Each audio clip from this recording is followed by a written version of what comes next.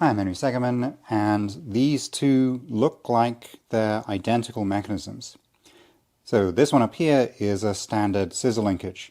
When I bring these two arms together, the whole thing gets longer. When I bring them further apart, the whole thing gets shorter. This other one looks identical, but it does something quite different. When I bring these two arms together over here on the left, they come apart on the right, and vice versa. When I bring them apart on the left, they come together on the right, and the whole thing doesn't really get shorter or longer. So this is sort of like a NOT gate. It switches between the arms going close together and the arms going further apart.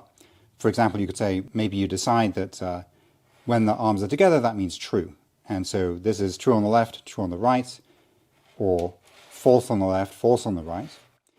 This one here, true on the left becomes false on the right, or false on the left becomes true on the right, so it's swapping which is which.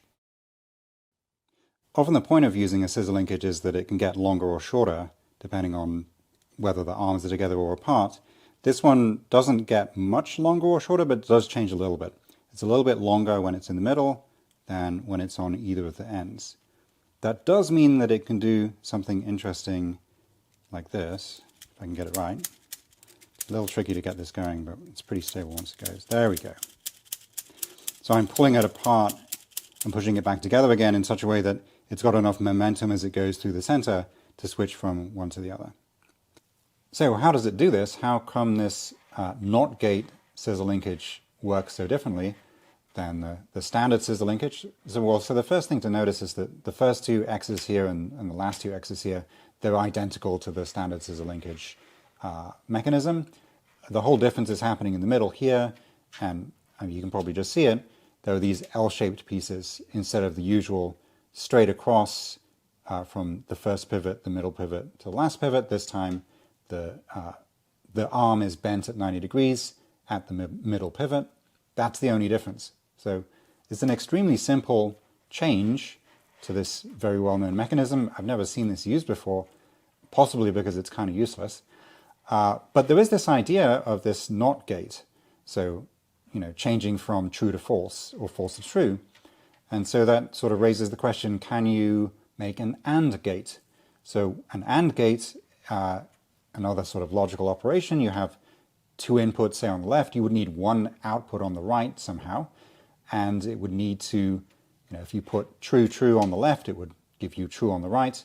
But anything else, true, false, or false, true, or false, false, should give you false on the right. And if you could somehow come up with such a mechanism, then we'd be well on the way to a scissors-based mechanical computer. So two questions for you out there. First of all, can we make an AND gate? What would that look like? Second, could you make a NOT gate that is constant length? So this is almost constant length. It's a little bit shorter on the two sort of outside positions than in the middle. It gets a little bit longer. If you could make a NOT gate that was constant length, then it would be a lot easier to wire up circuit diagrams if you're going to make a mechanical computer. So yeah, is there a way to do that? You can think about, it's a fun little exercise, what is the length of a scissor linkage? So as the angle between the arms changes, the length of the scissor linkage is going to change, and there's some trigonometry in there. It's not so difficult to work out. And here it turns out this is sort of a sine plus a cosine for angles between 0 and pi. And if you look at the graph of that, it doesn't change that much. So it's sort of near constant, but as I say, it would be nice to have it actually constant. So that's it. Thanks for watching.